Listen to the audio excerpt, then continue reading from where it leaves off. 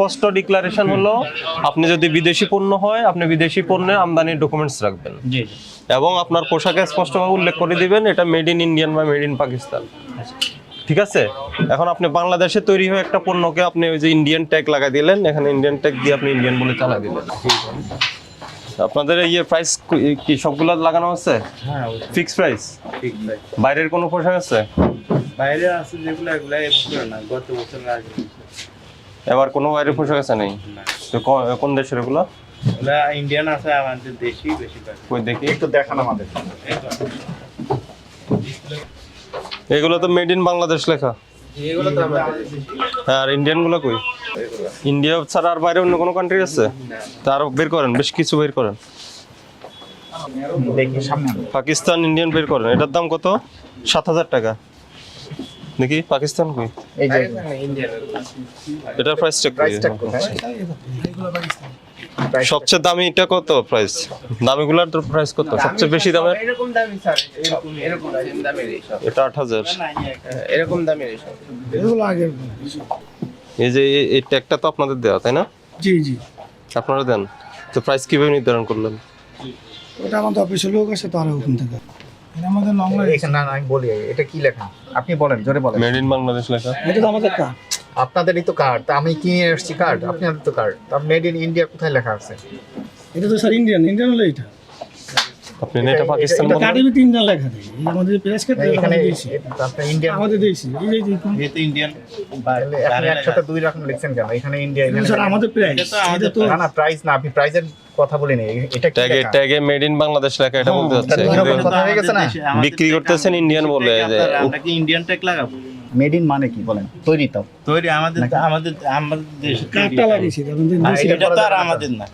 এটা আপনাদের, দুইটাই এটা আপনাদের। তো আপনার ইন্ডিয়ান, তো ওখানে এটাও আপনার, এটাও আপনার, এটাও আপনার, এটার সাথে এটা আমাদের না স্যার, ট্যাগটা আমাদের। এইভাবে হবে না, এটা এই এটা কই? কোনো গ্রহণযোগ্য আপনি ব্যাখ্যা হয় না। ম্যানেজার আপনি? না ম্যানেজার আমি না। আচ্ছা, এটার দাম হলো প্রাইস হলো 8,000। Okay fine. কিন্তু আপনার এটা কি এটা ইন্ডিয়ান? আমাকে তো ইন্ডিয়ান বলে নামা দিছে। তাহলে লেখা লিখেন না কেন মেড ইন ইন্ডিয়া? আচ্ছা, এটা কি আপনি ইন্ডিয়া থেকে আপনারা এলসি করছেন? না আমরা কার মাধ্যমে আছি? কার মাধ্যমে এলসি করছেন? আমাদের এই যে ইস্টার্ন মল্লিকায় অনেক। তাহলে আমাকে ডকুমেন্টস দেখান। আপনি যে আমদানি করেন আমাকে ডকুমেন্টস দেখান ইন্ডিয়ার, নইলে তো এটা আপনি প্রতারণা করতেছেন। বাংলাদেশের একটা পণ্যকে আপনি ইন্ডিয়ান বলে বিক্রি করছেন। আর ইন্ডিয়ান থাকলে আমরা এর আগে স্পষ্ট বলে দিচ্ছি, আপনি যদি ইন্ডিয়ান হতে পারে, পাকিস্তান হতে পারে, তাহলে আপনি অরিজিন লিখে দেন, made in Indian, made in Pakistan লিখে দেন।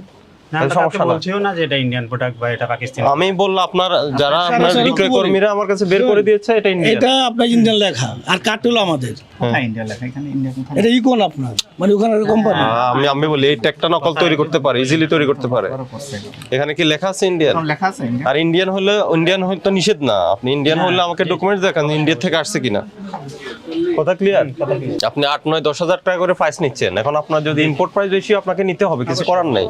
তো প্রাইস নিয়ে আমার কথা না, আমার কথা হলো ওটা ইন্ডিয়ান যদি পণ্য হয় ইন্ডিয়ান বলে বিক্রি করবেন, বাংলাদেশ হলে বাংলাদেশ বলে বিক্রি করতে হবে। যারা জিজ্ঞেস ঠিক আছে, এটা নতুন কিছু না, এটা আপনাদের সবসময় বলে আসছি। আপনাদের সাথে আমরা এই যে রমজান শুরু হওয়ার আগে আমরা আপনাদের সাথে সভা করেছি।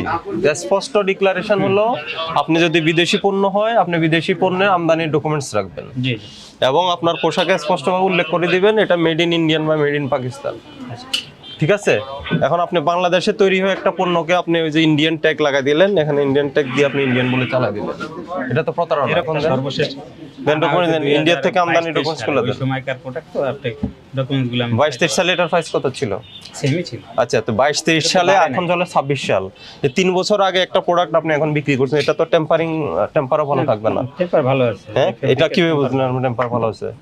আপনি পরীক্ষা চোখের করতে দেখায় 3 বছরে পুরাতন একটা পণ্য স্টকে রেখে দিয়েছেন, এখন বিক্রি করছেন, এখন রোজা আসছে বিক্রি করছেন। এটা তো আপনার ইয়ে থাকে, রোজার জন্য না, এটা তো কোয়ালিটিও ঠিক থাকবে আমাদের না। এখানে ছিল। তাহলে এখন আপনি ইন্ডিয়ান বলে বিক্রি করছেন, দাবি করছেন, কিন্তু ইন্ডিয়া থেকে আনছেন, এই সপক্ষে কোনো রেকর্ড নেই। আর আছে আপনার? না, আমাদের আর কোনো প্রোডাক্ট নেই বাইরে। আর কোনো আউটলেট আছে? না, আউটলেট একটি। এটা স্পষ্ট প্রতারণা, এটা করতে পারবেন না। বাংলাদেশের পণ্য হলে বাংলাদেশি লিখতে হবে, আর ইন্ডিয়া থেকে আসলে ডকুমেন্টস দেখাতে হবে এবং ওখানে ডিক্লারেশন রাখতে হবে। এগুলো চেঞ্জ করে দেন, আপনারা ট্যাক্স চেঞ্জ করেন। এটা এই সুযোগ দেওয়া যাবে না। আপনাদের আগে বলা হয়েছে এগুলো আপনাকে আমরা আজকে 10,000 টাকা জরিমানা করলাম, আর এগুলো ঠিক করেন।